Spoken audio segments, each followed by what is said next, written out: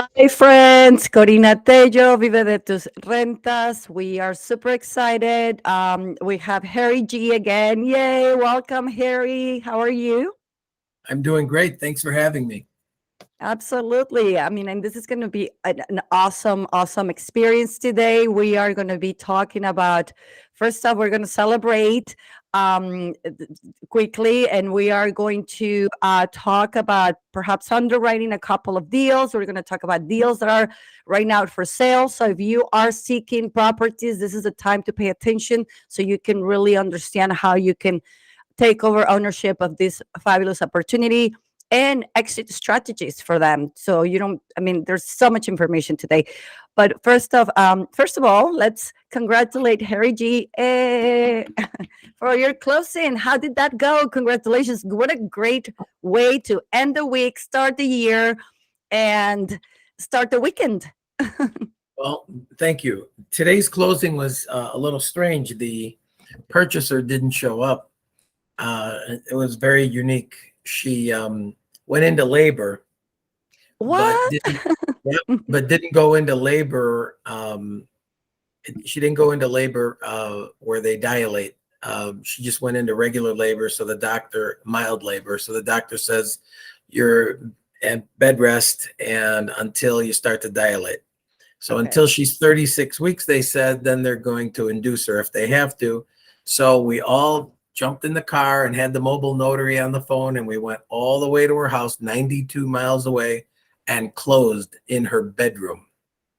That is a unique closing, perhaps. Absolutely. So she is how far? When is the baby going to be born? I don't know. She's like almost 10 months. I mean, she's there. Well done. 10 months. You're supposed to be almost 9 months, I think. And to be at 36 weeks. Whatever that is, right? I don't. I'm in the same boat here, and I'll share this. While I live in Oklahoma, in Tulsa, Oklahoma, I had one of the best experiences of my life interpreting actually in a hospital for the maternity wing. So I don't have children, but I was blessed to have seen so many babies populate this world in the natural or the C-section situation. So it was quite an experience because otherwise I would have never been able to see that. It's quite exciting. It's magic. Yes, totally. You just but there were I used to say I went to Catholic schools, but I after I quit school, I just have not been very devoted. I always said that that's a miracle. Like it was a true miracle, but it is magic. You're so right about that. So that's great. Well, thank you so much for the meeting again. And I think we discussed that we need to, you have a couple of properties inventory right now that we are trying to dispose. And I am trying to put a presentation together for my mentees or for my clients. So either they can take off running with their circle of influence, the network, and have an opportunity to perhaps make some money, or they can buy it too. Right. So I would like to see if we could start with just like a natural situation, just like if you're presenting them to me. And what I'll do is I kind of bring it to the board and we can kind of break it down so it's easier for other folks to understand. Sure. So I'm just going to be asking questions like I wouldn't know. Like, is that okay? That's the way I learned. Oh, great. Me too. Fabulous. So we know we have, let me get the pencils. So let's talk about the available option that you have right now. Is it a which suburb is it? Which one were you referring to? The one I closed on today? Oh, which one did you close today? Chicago Heights. Okay, Chicago Heights sounds perfect. That's why it's 90 miles because you're on the other side. Yep. So, yeah, because it's not like 90 miles from me. So tell me about it, please. Well, the lady was going into labor, and that's why she didn't show up to the title company. So we had to zoom all the way to the other side of the planet from the Wisconsin border all the way to the Indiana border. Yes, And that's true. Yeah, that's awesome. we got So, there almost at the same time as the mobile notary that we called.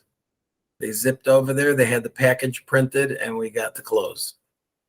it's amazing the things that COVID kind of make familiar for us to do, right? Because that's how we operated during COVID. I actually was going to say, I don't see anybody going to closings anymore. Really, like people, I don't even move.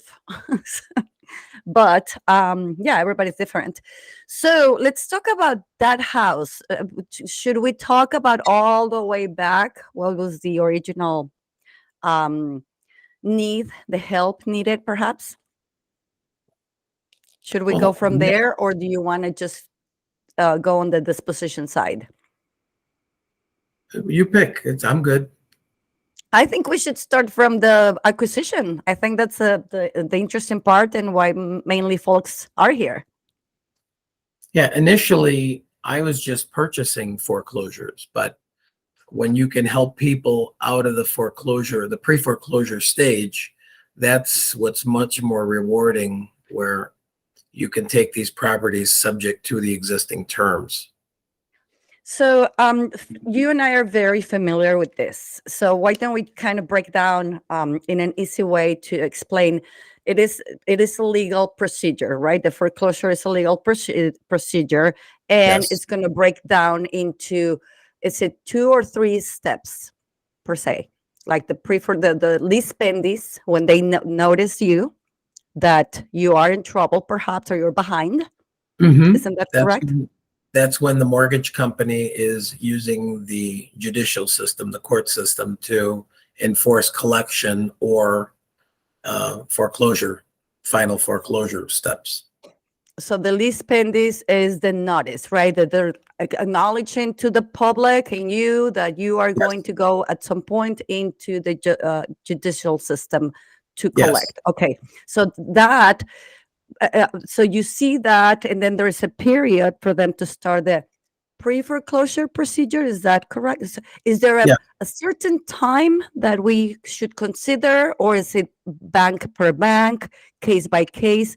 My attorney used to tell me that is depending on the equity sometimes, but I feel like they have so many files that I wouldn't think that somebody's just single-handedly looking at equities. I don't know. They may have systems for that.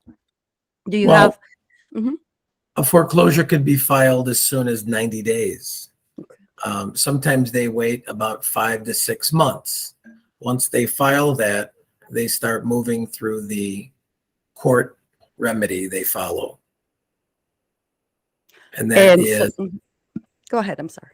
they have to follow all the rules. So the person that receives the notice is now going to have to file for an appearance or have an attorney do it. And all this costs money, where they could have used all that money to get out of trouble with the mortgage That is company. sure. And so I can assure you, my clients, 100% of them don't know what get out of trouble means, because once you see this, you don't know any other option other than either leave the house or perhaps talk to an attorney.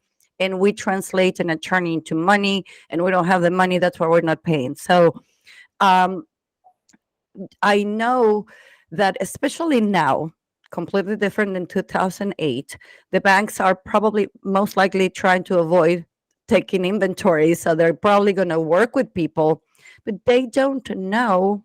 I think that's the opportunity here and the problem. They don't know that they can actually negotiate those monies that they're behind down, like a credit card per se, or like any other merchant.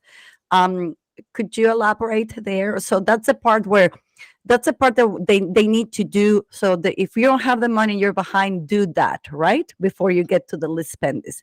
So, but if you Yes. get the list spendis, that means the letter, then you can still do that, correct? Yes, they can. They can negotiate with the bank, mortgage company, whichever lender they have, to see if they can modify the agreement, possibly take the initial back payments and put them on the back if they allow it through what they call forbearance. If they allow the forbearance, that would be a winner for the homeowner because now they can start fresh. They may have been off for pregnancy. They may have been off because their job was diluted. Maybe they changed jobs. Anything can happen. Maybe they got sick. So the banks want to work with people because they really don't want to take back the house.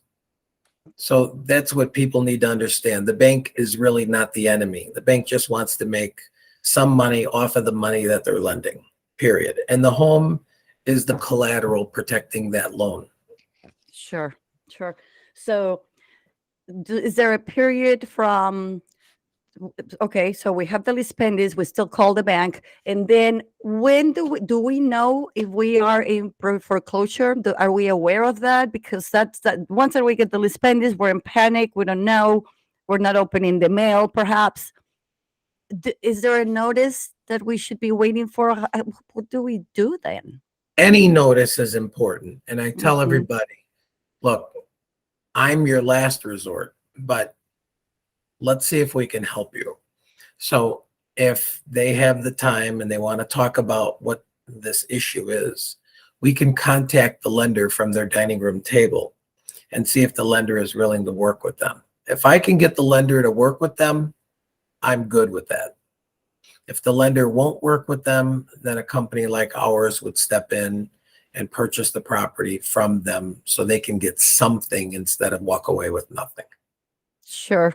So that's on the pre-foreclosure, obviously. So the foreclosure means that they are about ready to sell the properties. Isn't that correct? It's just already, or it's when they took already they went through the judgment and it's already filed and it's going to go be sold. The pre-foreclosure is the list pendants portion of it.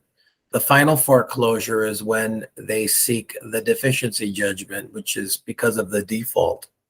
Once they have that default, the lender will aggressively pursue the collection of that past due amount after they've sold the home to someone else or through the foreclosure court.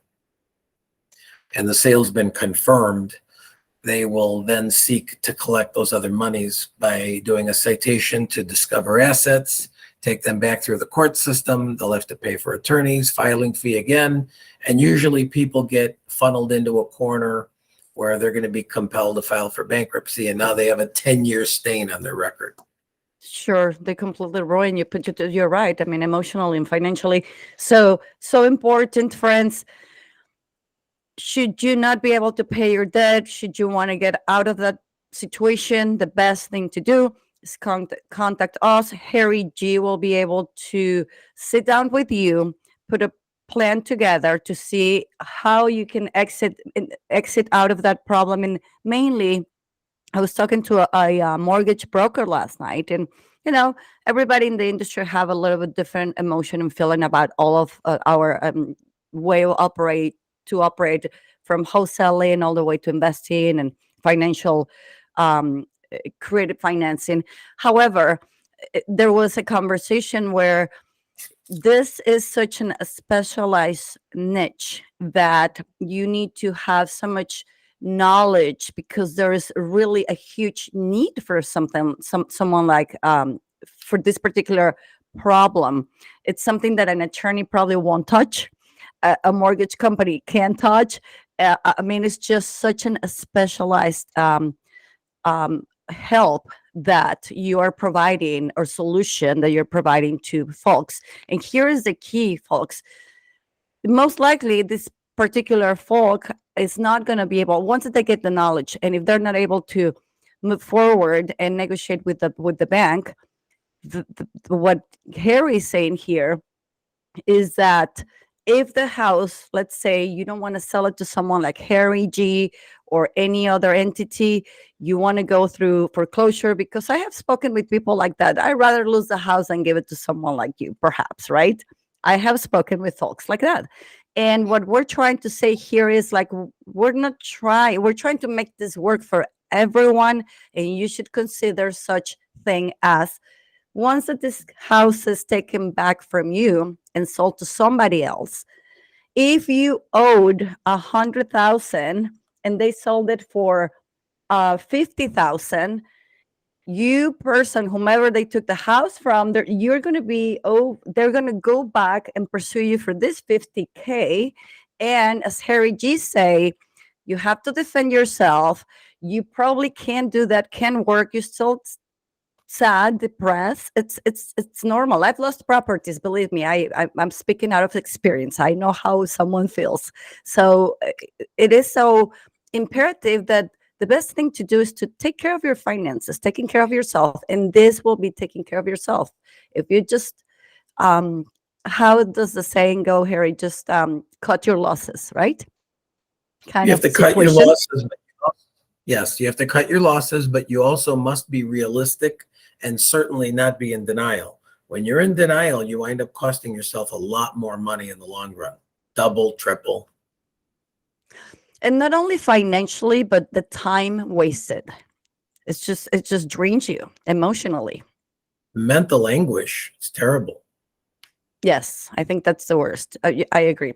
So hopefully this was easier to understand, because we speak some language that I was told that yesterday. I was using these words that for new realtors, and so anyway, so I hope this is a little bit easier to understand. But it's so imperative that you folks, just as Harry G said before, the best thing to do is to do something. Just the worst thing to do is to do nothing. So give us a call or give your attorney a call. Google, go to a non-for-profit, do something. Excellent. So we know now that this is your niche. This is what you pursue as your investment opportunities. So you found this young lady, and then what happened? The mom. Well, The house. she signed all her documents. They went Mhm. back to the law firm, so that was a dry close, and the loan will actually fund on Monday. Okay, and so for that type of purchase, do you get private funding, hard money lending, equity loans? How do you fund your properties? Well, initially I was using, borrowed money. Now I just use my own when I'm acquiring properties. Who did you borrow the money? Obviously, other people's money could be a lender institution, but I'm curious to know how you really started that situation. Very small relatives, friends, people that I worked with in the past, people that saw I was a doer, and they saw that the 2008 real estate market crash certainly wasn't our fault. So they believed in us and they gave us a shot, and we started right back up, but it was with pennies. I mean, pennies. So we found deals that we were able to acquire with no money down. And that happens every day, especially now in our industry. That's amazing. I would love for you to, if you could share whether you had a PDF, a digital presentation, what kind of, more or less, not details, of course, what kind of return on their money, how did you promise? And the reason I'm asking is because I have a lot of clients that they call me with, lend me 15, 20, and I know they have a ton of people that they can ask for to go close on a transaction. The problem here, I think, I'm sure you agree, that is the way we present these opportunities.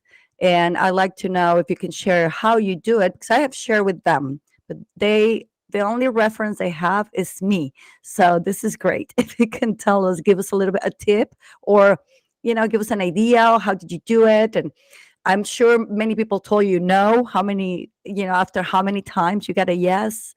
Could you share, please? We get a lot of no's, but the ones that do say yes are the ones that really need the help the most, because they're at their wits' end. So are you referring to funding now? How we put Yes, together? I'm sorry. I was talking about borrowing money from your circle of influence. Well, that was a long time ago when we had to do it, but thank God for that, because we watched every penny. And when we would go to a closing and we would fund the transactions, when we would buy the property subject to, we usually had another person there that was buying the property back to back. So we would do a piggyback closing. Mm-hmm. One would be at 10 a.m. The next one would be at 11 a.m. So our So that was money in, that was our, wholesaling, like just plain wholesaling, wasn't it? subject to. Oh, subject to, right. That's awesome. So it's a lot of the knowledge. I mean, basically, it's a lot of if one acquires knowledge is the way to wealth. I think I was just reading a book about it. But go ahead, because what we do when we do those things, I mean, people are afraid to do it, but it's just knowledge. If you ask the right questions to the right people and get to that answer, all you have to do is plug the things together. Yeah, I wasn't born with this knowledge. I mean, we have to learn, we have to make mistakes. I must have watched 10,000 videos, a whole bunch of different books and booklets on how to acquire all these properties. And every author or every video that I watched, everybody has a different take on it. So we took all the best parts of it and we fine tuned it into our program. I am And so glad you said I'm sorry, go ahead. then we do it for ourselves. I mean, we don't do it to sell a program. We just do it for ourselves, for our own business. Correct. And I am so glad you said that, because we obviously we don't watch each other outside the social media situation screen, but people, I don't know what people think, but that's all we have to do. I mean, we, even though we graduated from high school or college many years ago, we must continue learning. And now this is the time to learn about something that not they don't force you to learn, like math and science that I didn't like, but about things that you like, that you have passion for, and the only things that will get you to wherever you want to go, it should you want to go somewhere. And I'm assuming most of us do. I can't imagine people not want to do more things that we're not doing because that's basically uh, freedom, right? We are all are seeking freedom, I think, and knowledge will get us there. But I thank you for saying that. Is you I do the same. I listen to podcasts, books, programs. Same thing. I even buy programs that are from people that do the same things that I do, but it's just I want to know how they do it. I want to know what other things that I may know or confirm what I know. So it's so imperative that people will continue. So with that, what would say your best, the book that changed your life be? You know what? I don't The even book. remember the The book book. because it's been that long. But I'll tell you, there's a lot of different sub to wholesalers and auction buyers that I follow, I listen to, and their stuff is very informative. But I always think outside of the box. I really don't follow their stuff to the letter. I kind of do it my way, and for me, it works better. Sure. Absolutely makes sense. That's great. So should we transaction? Let's So keep going. okay. So what kind of property are we talking about now? We only do single family homes now. It just works so much easier for us, and they're so much easier to sell. Dispose, right? Absolutely. So single family home, and this is in This was in Chicago Heights, the one that was sold today. Chicago Heights, and this Mhm. is a 3 bedroom, 2 bath, A 4-2. a 4-2. So it's Mhm. about 1,500 square feet, perhaps 1555, actually. 1,555. And Mhm. what other things? So, are there any cosmetic repairs needed? Mechanical repairs? Is it moving condition? It was in almost moving condition. The water was off, the power was off, the gas was off. There was some trim work and some cleanup. Everything was done under $1,200. Okay, that's fantastic. So, what's your asking price? 159.9. And the terms are, this is the most important part, guys. This is awesome. And then I'm going to tell you how much sense this makes. Go on, Harry. What are your terms? I bought the property for 89,000 on Mhm. terms and I sold it for 159 on terms. Oh, so it's already sold. We cannot buy it. That's the one we wrapped up today. Okay, that's fantastic. So you bought it at 89 Mm-hmm. on terms. And what does that mean in English, Harry G? I know what that means, but most of my audience doesn't. I acquired the property subject to the existing loan.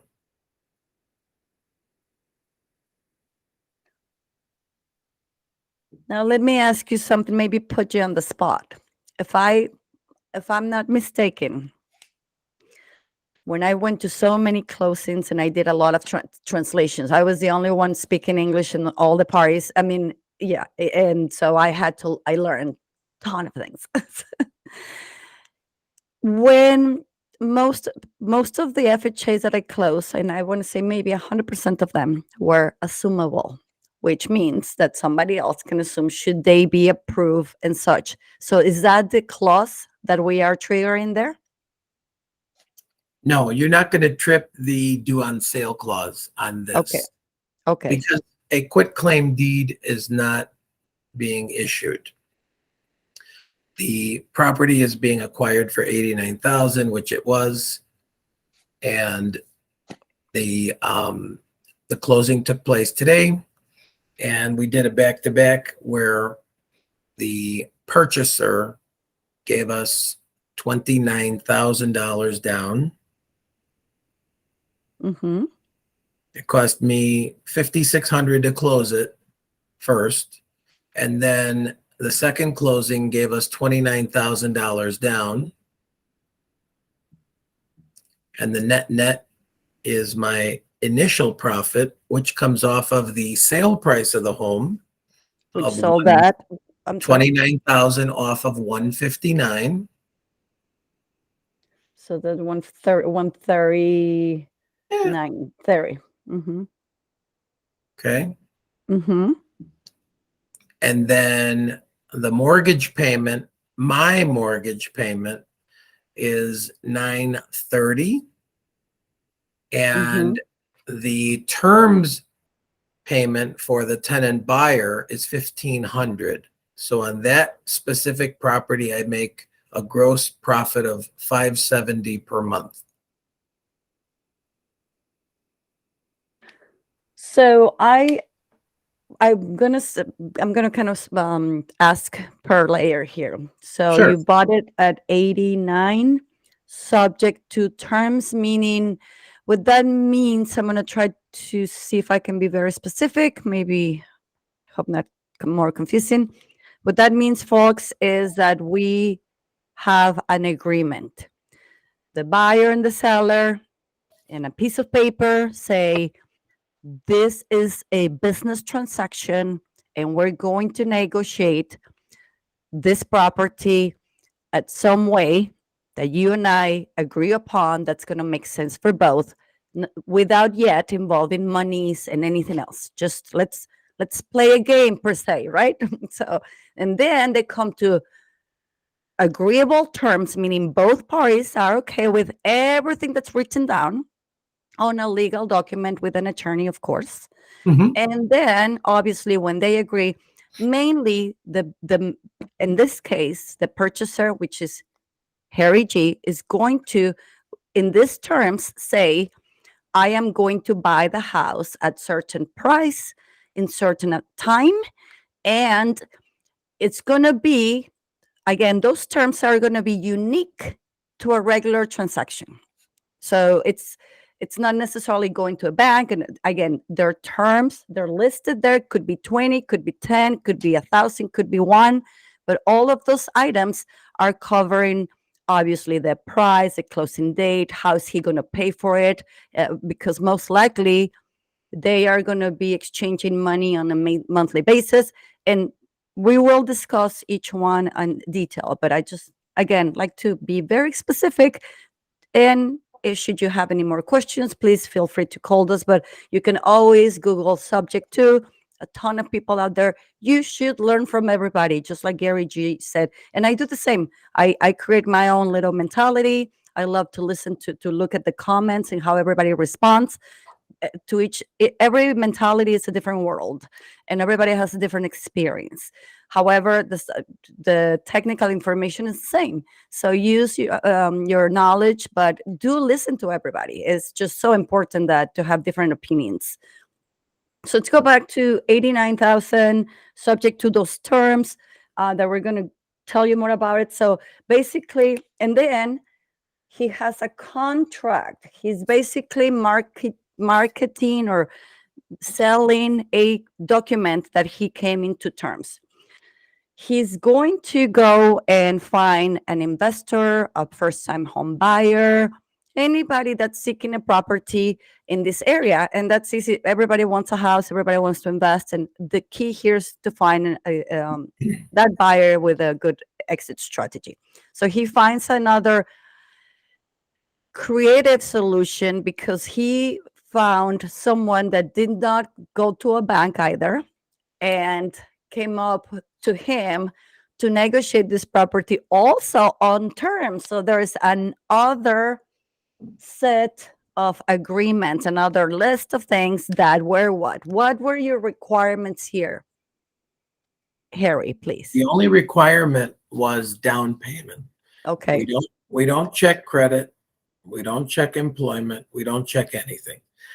But the down payment has to make sense. So in our world of doing this, if someone puts down $29,000 on a property that I'm retailing at $159, okay, I know for a fact they're not going to miss a payment.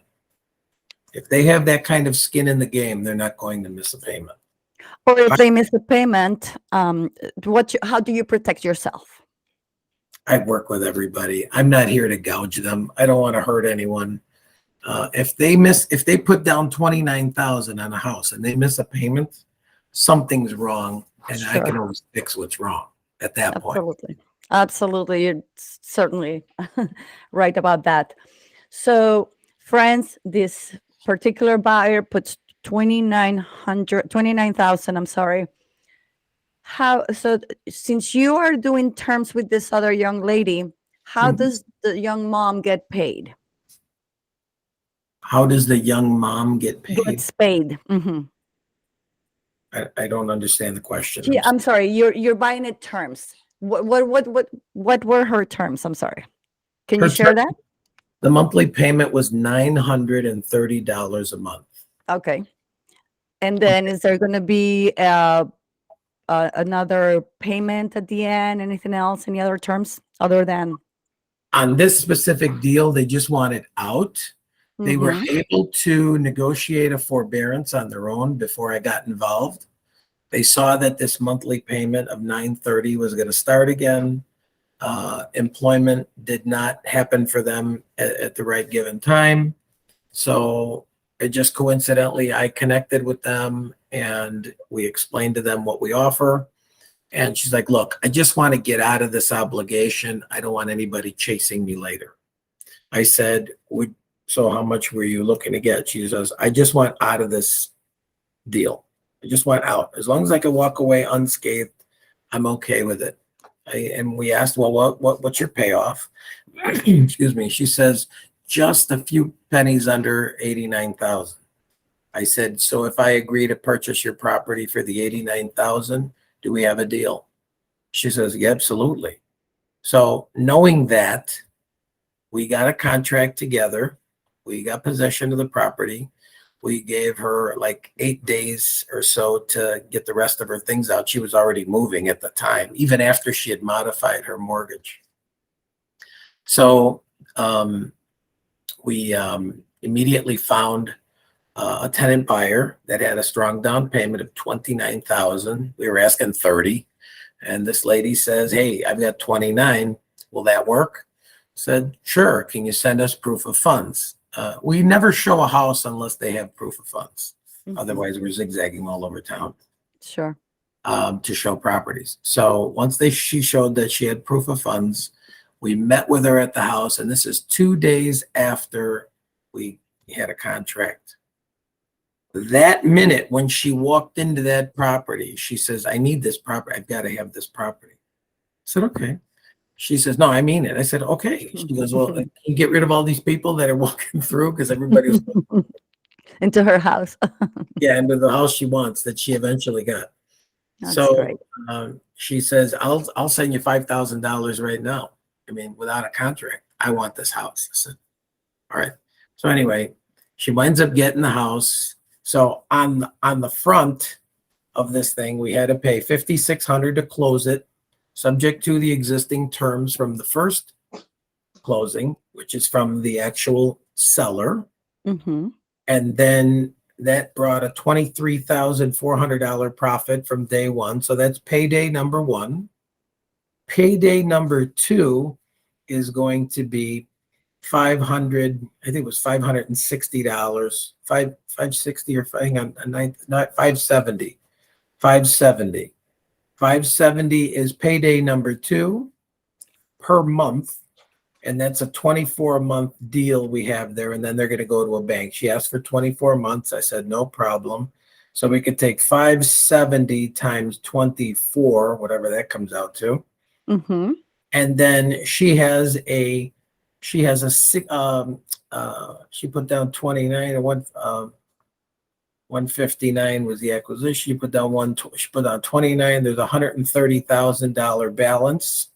So the third payout is going to be $130,000 less the 89, which is going to give us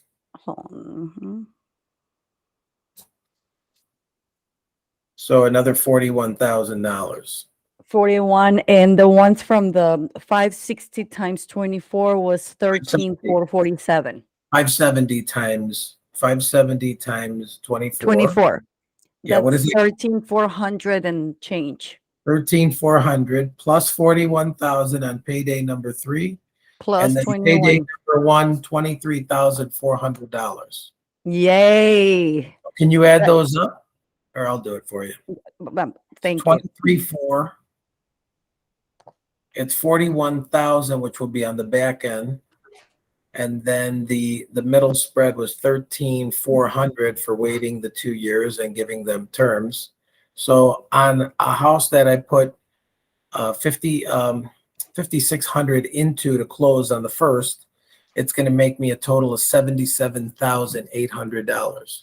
Now, I can build a $500,000 house tomorrow and have all that carrying cost and all that expense and time. I will be lucky to make $77,800 building a brand new $500,000 house, going through the plans, the permits, the acquiring the lot, doing the demo, everything. You don't have to do all that to make money in real estate. That's the old game. That's for people who want to do multiples. Okay, and that's a dangerous game because now you're using personal credit. In this deal, we didn't use personal credit. We didn't use corporate credit. We used paper. We got a contract.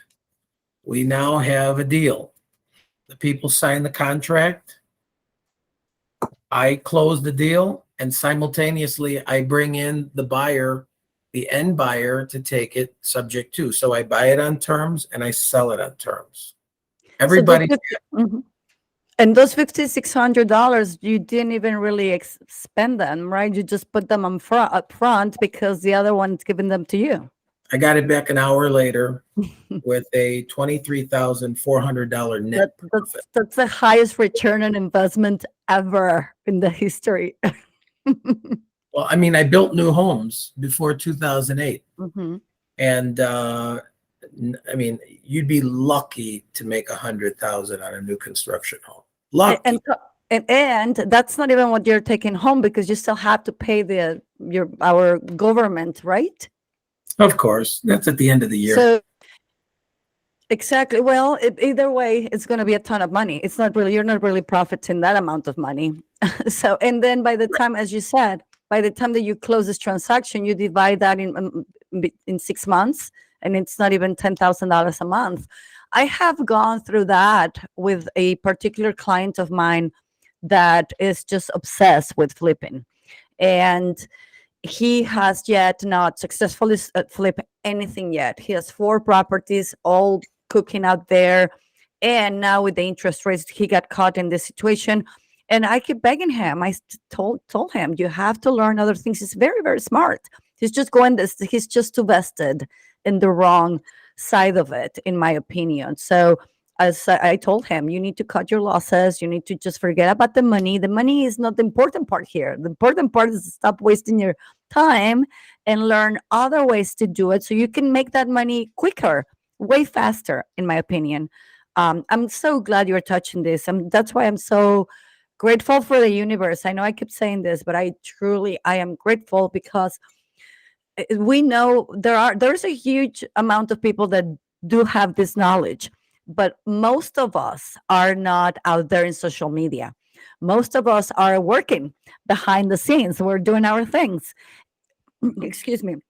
We only get to see each other when we go to networking events for real estate and things like that. So again, the goal of this videos, the goal of this channel is to provide the Spanish speaking community, even if it's in English, but for someone that looks like them, to show them that this is truly possible, that it's just a matter of learning, not to be afraid, go out there and to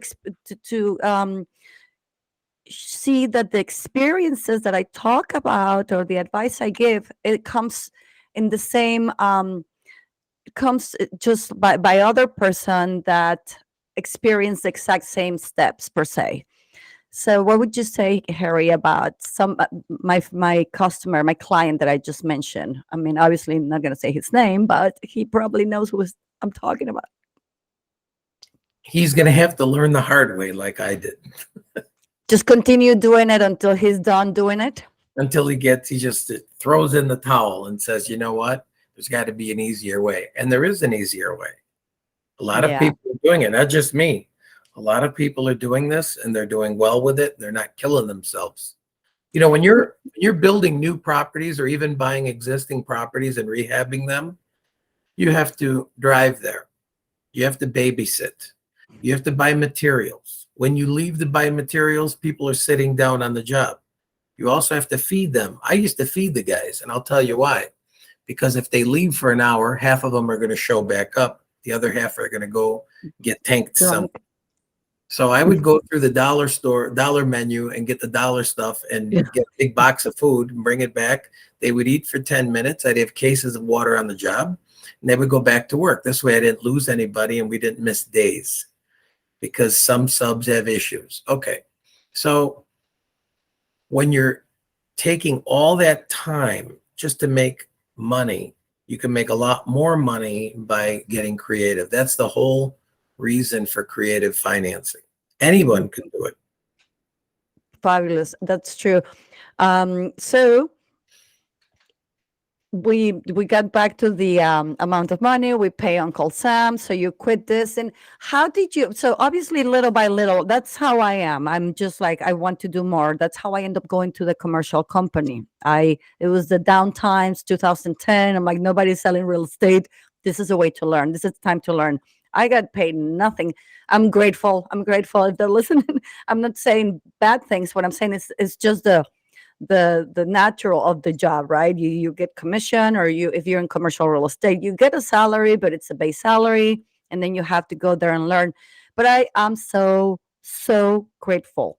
I would have never. I had already purchased 4 properties for a condo and 2 single family homes on terms in Oklahoma. So that was the beginning. It was awesome with my circle of influence, my own mortgage company, because I was feeding them. I was sending them a ton of leads. They were the ones financing me, owner Carrie. So that was super awesome, super easy for me in that particular time. When I moved here and I work with Matanki, I learned that I could go bigger immediately. And then I got a lead for a seller that live in Ohio for an 8-unit building. And that's a relationship of 2 years. And my experience with Matanki allowed me to jump into an 8-unit building on our carry, 100% financing, and I charged 6% realtor fee. because I needed that money to get started. I didn't have any cash at all. It's crazy. So I loved it. Um, so I had a question in mind and I just went crazy and I just got excited because of that. But so going back to the knowledge, the learning, how did you end up in this so complex world of the, again, I'm very like, you're my idol because this is so specialized. You have to be able to talk to the bank, to talk to attorneys, to not be intimidated by being attorneys, right? Because we shouldn't be. Most likely they just have a specialty and they don't know what we're talking about because they're not practicing that. But the public, it is a perception. They get perhaps intimidated or scared or to talk to the bank or talk to the attorneys, but sometimes they're even looking for the help. What would you say about that? You're talking about the clients looking for the help? Yeah, I mean, even the attorneys, yeah, the clients, of course, looking for the help, somebody to help them because they're really not getting anywhere. They're not going to get anywhere with them. But I'm talking about the client. My clients are afraid to go knock on those doors of those particular niches because there is a niche. They could probably talk to their relatives. I have clients that call me with that problem. My relative is going, can't pay their house. I'm going to lose it. I'm going to whatever. And the clients that I teach, the students I have, in order to learn creative situations, may be afraid to learn this because they have to communicate with the attorneys or with other people other than just the regular stuff that we know, which is a lender or the realtor. Where do you think you can find these properties? Can you give them a guidance of what they can do should they try to practice subject to or learn how to play with pre-foreclosures? What should they do? They need to watch a lot of videos. They need to read as much as they can online, and they need to do it again and again until it sticks. It didn't stick for me for a long time. This is not easy. But once you get it, you're like, this is like riding a bicycle. So, hey, by the way, do you ride? So, what part yeah. was more challenging for you to learn, to understand and learn? It was not getting the properties because we're trading services for a very great thing. So that was the easy part. The hard part is getting the people to understand that these are the pros, these are the cons. The pros are we're going to do this. We're going to stop the bleeding. We're going to get caught up on all your payments. You're not going to have a default judgment. You won't have your wages garnished. You're not going to have to be pinpointed into a corner and go into bankruptcy and then pick up a 10-year stain. Our way of doing it is we write the checks. We'll make sure that your payments are all caught up. You're not going to have a default. You're not going to ruin your credit. And then we also pay for them to have full credit restoration done, which no other company that I know of has ever done. So we offer that, and they can go to any credit restoration company they choose, and we'll pay the bill. If they do a deal with us and they sell us their home, we will pay for their credit restoration absolutely free for them. It sounds so simple what you do, but it's such a valuable tool because, again, we go back to that the stress. Most likely the credit has been destroyed not only because of the house, God knows what else is going on there, and being able to take that burden from you just financially and have somebody else taking care of that so you can actually start your life all over again within what, a year, 2 years, perhaps the most. Sometimes 6 months. Sometimes people don't want the big house anymore. Correct. No, I mean, when people tell me, oh, I think this and that and the other, they're thinking for themselves. They have no idea that life has happened to these folks and there are other things to consider. And obviously we disclose everything and everything is, again, agreeable. It is amazing how that tool that you're providing can make, I mean, it is really the most valuable. I mean, that is a true problem solving situation. And I love that. I mean, it's just, again, you're those problems that they have, and it's not even the house or the equity, it's just way bigger, and you're solving. And I say that by experience. Again, I learned the hard way. I was very lucky because I also learned practicing with other people's money, other people's transactions and such. So that helped me a lot. But I've made my own mistakes too. I've lost properties. I've overpaid. I got bad partners, and probably I've heard that the more we want to do, the more things are going to happen to us. So Of we just course. got to learn how to react, I guess, to those things and how to recover, perhaps. So when we go to the house, we show them a paper, a big paper, much bigger than this. And it says on one side, it says the pros, everything we do. And here's all the cons, if they decide not to go with us. And I leave it at their house. I told them, you don't have to make a decision today. I'm not here to sell you anything. I'm here to buy your home. If this is not something you're willing to agree to today, well, give it some time. You may agree to it another day. This is not a pressure cooker. You can decide, make an educated decision, call a few more places, call around. You can call me last. My deal still makes more sense than all the others. And we have no complaints. Everybody else out there has a complaint because they don't follow through. When you deal with a company that keeps their word from A to Z, that's where you want to go. Absolutely. Absolutely. What do you, I just thought about a question I had for you before. I don't know if this is going to be relevant or not. You can just tell me.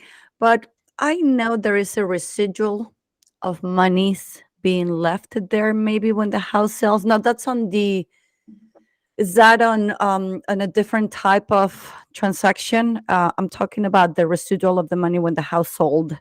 Oh, this is if they go into auction, not if you buy it, correct? Once again, I'm sorry. I have a friend that is right now working in this particular industry where I believe, and this has to be after the house sold, because if you are involved, so this, if you are involved, the equity gets there. So you're able to build the equity with what you have. I'm talking about these companies that pursue when the let's say the property sold in an auction via foreclosure or even taxes, I believe. Okay. And there are companies that, let's say the house sold for 100,000, but it was worth 200, and there is a difference there. And those companies go and help you recover that difference of equity there. But obviously, if you're involved, there is no such thing. So I'm getting them confused. Yeah, no, we only purchase for the payoff. Now, That's if the correct. property, for example, is 400,000 and they only owe 100,000, it's unethical to make a 300 or $250,000 profit on the people. So I tell them, look, we'll take care of the first 100. We'll get the property sold, and then on the final sale, you're going to split the net proceeds from that sale with us. That's getting something versus getting nothing. That's amazing. So at what point do you get there? Do you have like a cap? We do. I wouldn't call it a cap. It's just that, and I never buy anything over like 950. I try to stay real small. My wheelhouse is usually between 90 and 400,000, right in that little margin. That's a much safer area. First time home buyer, yeah. Mm-hmm. You can cater to the masses that way and turn these things, because we're doing 4 or 5 houses a week, and by doing so, they turn quicker. They're easier to do. But a lot of attorneys don't understand this. So when people say, hey, I explained this to my lawyer and he doesn't like it. Well, does he understand it? They're like, no, he even said he doesn't understand it. Okay, can you have your attorney call me? So I've spoken to easily over 100 attorneys that still to this day can't grasp it. And it wasn't easy for myself to grasp early on, because it's a whole different animal. But this is the future. Creative financing is the future, because the banks, they're all about cookie cutter, if you fit into that shape. And if you don't, they just kick you. You can have all the money in the world in the bank, they can still deny you. And they do it all the time. I agree with you on all of the above. I have experienced it all. And again, I practiced a ton of real estate before, and I have clients all pockets, all backgrounds, all.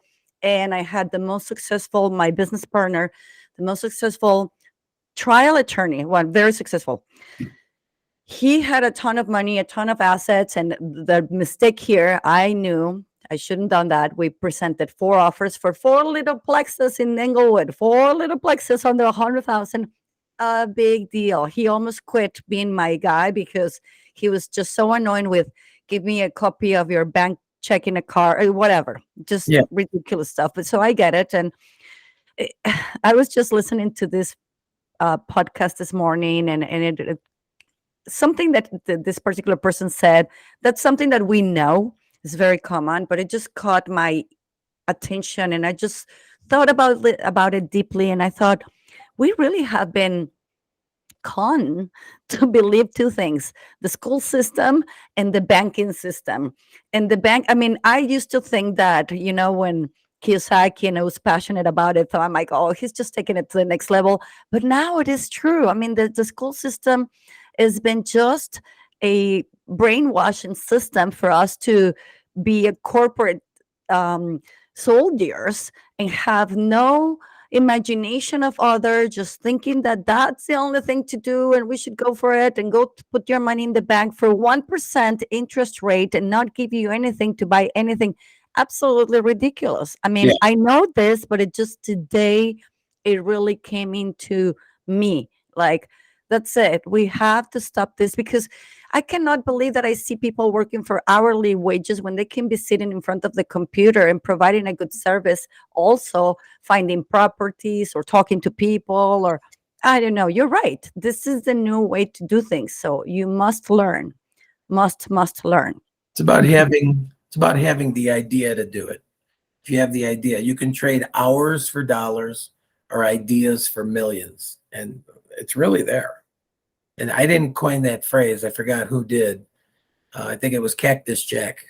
There was a guy named Cactus Jack Barringer. He was on the Shark Tank. That's who coined it. He's the one that coined the phrase, or he said his father coined the phrase. You can trade hours for dollars working a job, or you can trade your ideas for millions of dollars in the future.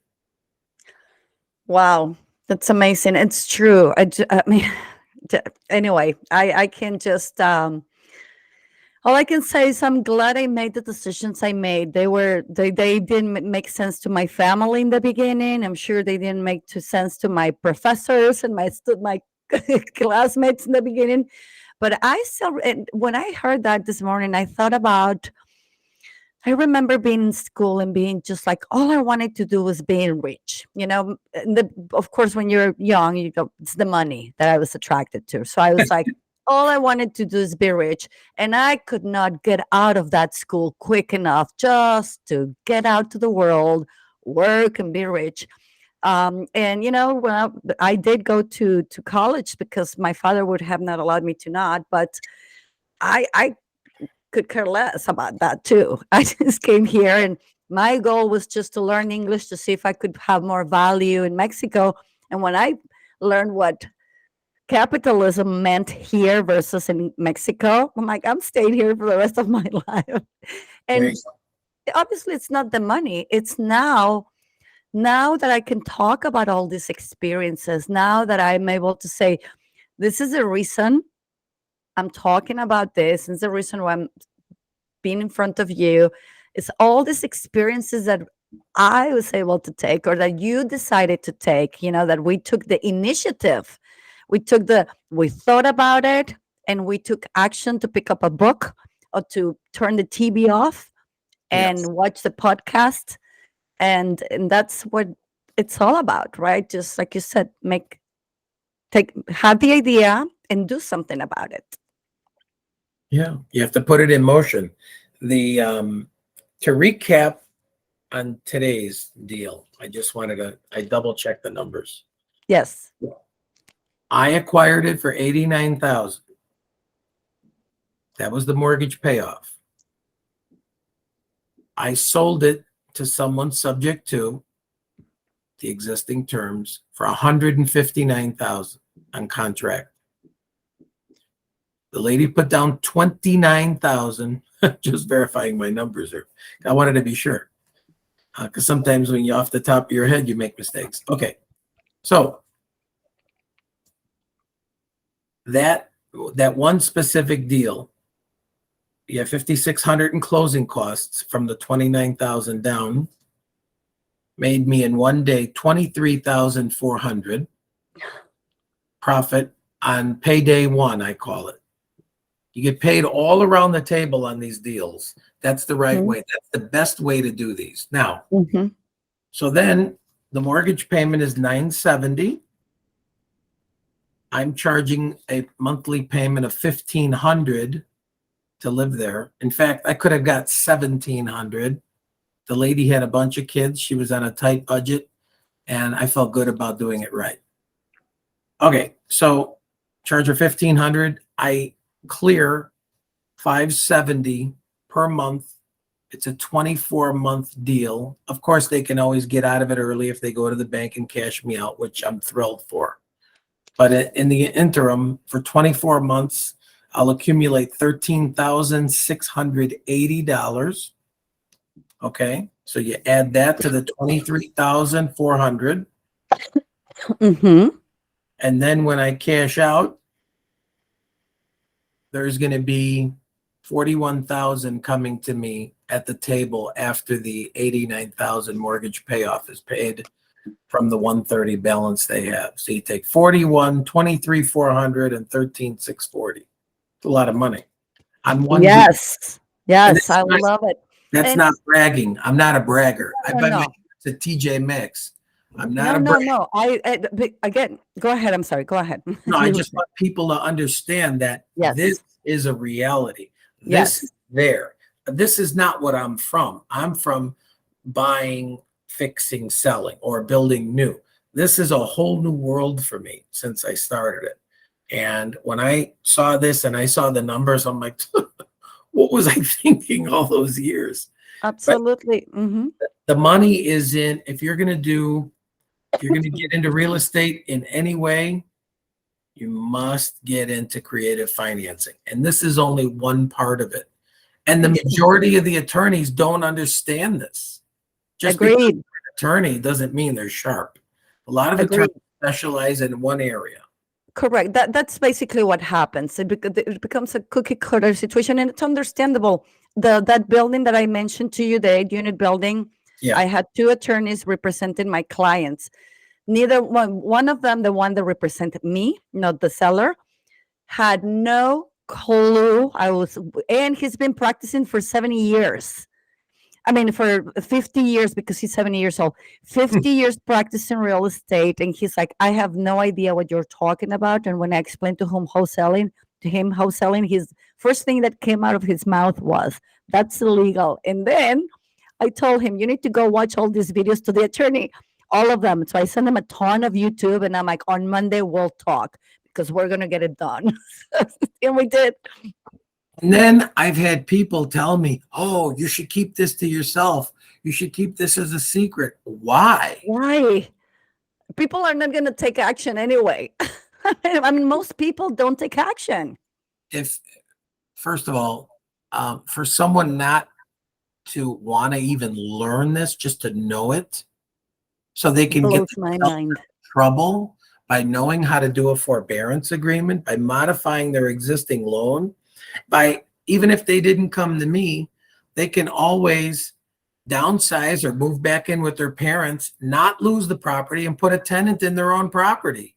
They don't need to give it to me. They don't need to sell it to another investor.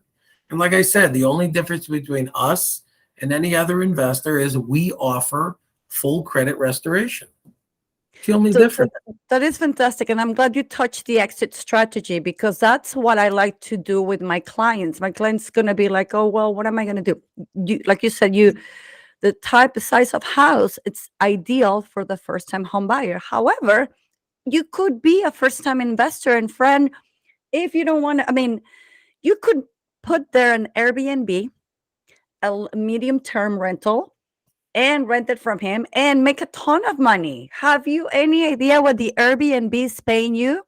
I mean, that's what I'm talking about. Instead of saying, no, it's expensive, go all the way to the how can I make this the most money? Because nowadays you can rent a corner of your building to do a room to do what I'm doing right now. You can rent a patio to do a party. You can buy one of those inflatables, nightclubs. I mean, there is so much you can do with a piece of real estate. So if you're not doing it, he's giving it away for $1,500. Where am I going to come up with the $30,000? With all your relatives? You probably have 10 people that have $5,000. All you need to do is come up with a plan. How are you going to pay them? Put it on paper and have a plan. I mean, in writing, and come up with contracts. You have credit, get a line of credit. There are so many ways. You have equity, pull the equity out. Oh, interest is too high. Figure out a way to make the money on the interest and more. There are so many ways to do it. If you're selling tamales, you already are an entrepreneur. You just need to do it with houses. Same thing with the cars, Adrian. You're doing it with the cars, do it with the houses, period. There is no, so easy. It's really easy. It's just a matter of learning. You want to learn, you want us to help you do it, bring the property, bring the lead. We may be able to help you do it as well. Wouldn't you say that, Harry? Absolutely. All they have to do is present the deal. We can walk them through it. If I can help them, and there's no cost, I can help them and tell them the right way to do it. And they're like, okay, fine. And they do it, wonderful. If they like, look, I just want out, okay, then we can engage with them. Absolutely. We can tell you what to do. You want us to you want to be coached, and we can probably split the profit. I don't know. We can come up to an agreement. The point of the conversation is that every house, every problem is solvable. Every house or every person needs a solution, and everything has a solution. And I believe that every house is a good opportunity too. What are your thoughts on that, Harry? Every house has potential. So a lot of these homes have additional spaces that can actually be turned into bedrooms. And a lot of homes, even though there's a basement, which is considered below grade, and it's oversized, back in the day when we were doing the rentals, we would build 2 or 3 bedrooms, more bedrooms in these giant basements, and collect a lot more money in rent. I don't think you can collect Section 8 rent that way, but you can definitely collect straight rent that way. And a lot of these homes have open spaces. Some people don't use dining rooms. They just use a kitchen. So we converted dining rooms into an additional bedroom by putting up a wall and a door and then pop in a closet. And usually a pre-made closet from IKEA that we would just screw into the walls. So it's now considered a bedroom. Interesting. Well, right now I'm pushing a lot of those single short-term rentals and medium-term rentals because they're very profitable. And again, another niche that people are not really paying attention to, just do the traditional. So that's what I want to promote as far as like maximizing the cost to houses. And again, it doesn't have to be just a single family. I'm sorry, the first-time home buyer, but I do have a very entrepreneurial young man that I talk to often, client. He is from Venezuela, but that kid just brings clients and talks, and he's learning little by little. And I gave him this idea, so I want him to go take a look at the other properties. But I wanted to go back to bring a point to this transaction that you just closed. This lady with many kids that you mentioned. Many. Yes.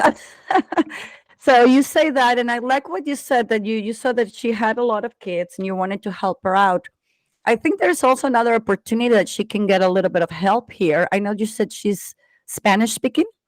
Yes. And her fiance is a really nice guy too. I liked them both. They were very nice.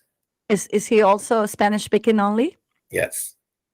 Well, this is great because I love to give ideas to people, especially when there's need. So not maybe, by then, since you're ready, and this is so important, friends, maybe this is a question that you have. Well, you sold it for $159. Yes. and they're going to close it in 2 years. In 2 years, that property is going to be more than 159, folks. So she is going to be able to. She bought the house. She bought it on very low, not even a rent. She could not find a house that will pay that amount will pay for a house like that on rent. So she's paying peanuts on rent, with all the respect, and she's going to gain equity at the end. Go ahead. I'm sorry. Let me interject something. Not only is she going to gain equity at the end, but she doesn't have to get a acquisition purchase mortgage. She doesn't have to get a purchase mortgage to take us out, because we How's she already gonna? have a contract for deed. All she has to do is a refi. Right, right. I was gonna say, and then she goes refinanced because she already proved 2 years of payment, so she doesn't have to go get qualified and save money on the paperwork. She doesn't have to do, or I mean, many things. So there are plenty of benefits. When he said 159, that's the first thing I thought. That's nothing, nothing. That house, nobody can buy a house for $159,000 anywhere. I'm sorry, but all of this is a fabulous deal for someone that was just desperate to leave. I have another one right now for 141,000 in Posen. Where? Posen. Posen. Well, that's a little bit out there. But Close. it doesn't matter. So here's the thing, friends. If you're an investor, instead of saying like me, that was the worst thing that anybody can say. And I'm trying to teach you not to, but that's not how we do it. We do, where's the house? We investigate the house, and then we see what's around it. We see if there's an airport, if there's a farmland, whatever the case may be. And then we figure out who would be renting there. Would there be a wedding? But I don't know. It's an example, whatever. Just think about it. And then you put the numbers together. That's how you find out whether the property is a good purchase or not. Obviously, the condition, what are the terms. Once that you figure out how are you going to make a double amount of money of whatever the mortgage payment is. There is a way, I promise. So that's how you figure. Now, do I want to do that? Am I going to be hiring someone long distance? All of those things are the things that you have to consider to make that decision. So that's what I'm going to do for you guys. The next time, the next show is going to be about analyzing. I think you still have Hickory Hills active, don't you? I do. I have 4 people that have made appointments for this Sunday. Sunday? Yeah, Sunday. What if I get there tomorrow? Then you'll buy the house. Bring your checkbook. Okay. So, folks, do you want to give us the address and what the conditions to show up on Sunday for this purchase? I can. Would you like Okay. me to? Yes, absolutely. The address is 8781 Pleasant Avenue. And that's in Hickory Hills. Mm-hmm. I will be there at 4 p.m. Okay. And so tell me a little bit about it. What are the terms so far that you are asking for here? 5 bedrooms, 2 full baths. It's a raised ranch split level. It's a very strange house, but on a 1/4 acre lot, fenced in backyard. The outside has been completely redone from the insurance from the storm that came through with the hail. So she's got a complete brand new tear off roof, all new windows, all new siding, gutters, Wow. downspouts, soffit fascia. The outside is picture perfect. The driveway holds about 6 cars. The garage holds 2, total of 8. Okay. And I'll be there this Sunday. What does Sunday fall on? Sunday the 8th. The 8th? 8th. Yeah. 8. Yeah. 7, 8. Sunday, So January 8th, I'll be there at 4 p.m. 4 p.m. And so if we want to present an offer and the asking price is? The asking price for that house is $349 cash if they do a straight purchase. If they want owner financing, I have to sell it for a little more at $379, but I can give them that property if they have $39,000 down. And the Okay. monthly payment is $2,500 for that house, flat. That includes taxes and insurance. I mean, that's a steal for that big house. It is. It is indeed. Now, off the 379, I'm going to give an $18,000 seller credit, which comes off the back end. So it's 18,000 off of 379, bringing it to 361. And that's going to be the actual sale price, not 379, because the lady had dogs. The floors are all scratched up, gouged up, I should say. And the entire house needs painting. So I would rather discount the house to make it more advantageous for someone to make an offer and not be stuck with it making a payment, because I've been making the payment for the last month. But the lady Sure. was still living there, and that was my agreement. So that's what I agreed to. Usually these houses go within a week. Sure. So she moved out just a week ago, not even, right? No, she moved out. Today's Friday. She moved out on Wednesday. Okay. So that, again, this is a win-win situation. She knew she didn't have a problem anymore. She was able to live in there for free, stress-free, and I'm sure if she would have stayed, I'm sure Harry would have been okay with that, unfortunately. But I mean, again, it is a win-win situation. I did see the house on the internet. I went online on MLS. It's a beautiful house. It is. I'm familiar with those type of constructions. I live in Oklahoma, and there's such eclectic, construction type of construction there. I like that. I think it's cute because you can do so many things with it. It's kind of like 3-4 floors, isn't it? Just because it's funky looking. It's three floors, because when you walk through the front door, you go up 5 steps to get to the upper level, or you go down 5 steps to get to the lower level. And then on that ground level, there's still this big giant room there. Right. That's a mud room where you could park bikes in there and put desks in there for school homework. It's a big house. It is a big house, and it's a corner lot too, which is, I think it's awesome. So it looks like Hickory Hills. I mean, guys, there's no brainer here. I know. So my job right now is to put a little presentation together, because I'm going to send it to a couple of people. Potentially they can be there on Sunday. I hope so.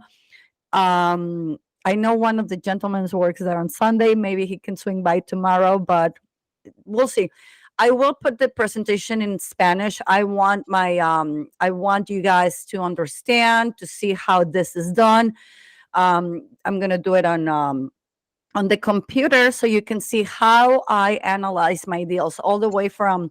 I'm gonna start from scratch, from going to clicking in the MLS, or going to PropStream, or going to Zillow, whatever. I'm going to use the 3 of them, so there is no questions, or in case you're not paying for it. And another thing is, I'm going to show you how I view these things, not because it says here a certain price or the other. I'm going to be married to anything. We just have to think numbers, return on the investment. So anyway, I'm excited about it. Hopefully we get to buy it before Sunday, so Harry doesn't have to go there on Sunday and gets to stay home. Anyway, so I'm super excited. What do you think we should add anything else to this deal, or any other tips, any other piece of information you want to give us? I don't want to extend much more, because we have so much stuff to talk about, and we can just do it in other episodes, of course. I can lower the monthly payment if they put down more money. Okay. So if there was more down payment, so again, this is a negotiating process, and that's the beautiful part, you guys. If you come up with the loan, you may be able to reduce the price too. So there are so many ways to do this. Here's the beauty: the property does have the equity, I'm sure. Huge. So exactly. So should you have an FHA? Should you need to be creative? We have plenty of experience on FHA. I promise to you, I can make that work. Even if you have really bad credit, we can make everything work. So anyway, credit. go ahead. I'm sorry. Credit is not an issue. It Exactly. never will be an issue dealing with us. Okay. And that's the thing, right? So there is no reason not to get a house by Sunday. I sent this to a client of mine because I know he has a business. He makes a lot of money. None of it is documented. He's never documented this money. He doesn't have the documents to rent the house he wants, blah, blah, blah. I sent it to him, and his response was, let me see if my wife likes it. So I'm thinking that's just perhaps not necessarily the best approach to start investing in real estate. What would you say to that fellow? You better jump while you can.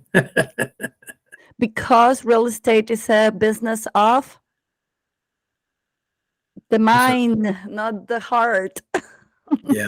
No, everything can be changed, and they don't need to have a social security number either. They don't even need to have a TIN. If they want it and will just want to buy it under their name or under a corporation or a trust or an LLC, I will make it happen for them. That is precisely what I try to tell them. It's not necessarily just about trying to close the transactions in it, but to make sense of what they want. They want the ownership. They should have it because they're probably paying a lot of money on rent. So if they purchase this, like you said, under a trust, then the most likely they're going to be able to get a loan for that eventually to refinance. Or I'm sure in 2 years we can get him to file taxes, to do the things he needs to do to get a TIN loan. I have the lender on that. So that's what I'm trying to say. There's so many ways, and he doesn't have to stay in that house. With that, he can use that money eventually to get to the whatever house the wife wants, the dream house, whatever the case may be. We don't have to start there. We can just start with this Hickory Hills, a really nice house, in my opinion. So is the one in Bartlett. The one in Bartlett's even nicer. 5 bedrooms, 3 full baths. Same money, same terms. That's the one that I would love to. I've been in Bartlett, so that's the one I would love to have for a Airbnb. But when is that being shown? How do we access to that? How do we? Obviously, we need the proof of funds. Yeah, I can show that tomorrow. Actually, all they have to do is call me or call you. Okay. Perfect. So I am going to put that information out there. We'll be happy to show those houses, but folks, do get these properties. I know you have the money. I know you want to invest in real estate. Try to learn to invest in real estate the smart way. Learn, jump into these opportunities, start making the rental, the cash flow rent. Flipping is not the way to invest in. That's not investing. That's providing a service. Investing in real estate is keeping a deed and getting money on a monthly basis, or a contract and getting money on a monthly basis. That's investing in real estate, not just selling and suffering. Well, when people are doing it the other way, they're using their personal credit and they're putting themselves in harm's way. Creative financing is the best, and it makes them the most money with no bad downside. Absolutely. Yes, there's no bad. The only thing there is, I think that the reason why people won't do it is because we're not doing anything with construction, or I don't know, blending. I don't understand it, but you're right. This is the new way, especially with this economy, that if everybody's worried about that, this is the way to go. Pull your money out of your bank, use it for a down payment, make smart decisions. The money in the bank is giving you absolutely nothing. Your equity in your house is not saving you from paying the mortgage, because if you don't have that mortgage to pay, that money to pay for the mortgage in the future, whatever you have in the back, if the prices come down, or if you can't pay, you're going to lose it. So use it and make some money this 2023. Vive de tus rentas. Harry, thank you so much. Do you have any weekend wishes for us? I hope everyone stays well and buys lots of houses. Yay. Vive de tus rentas. Thank you so much. You're awesome, Harry. Harry G. Thanks for having me. See you Thank next you. time. Bye-bye. Bye-bye.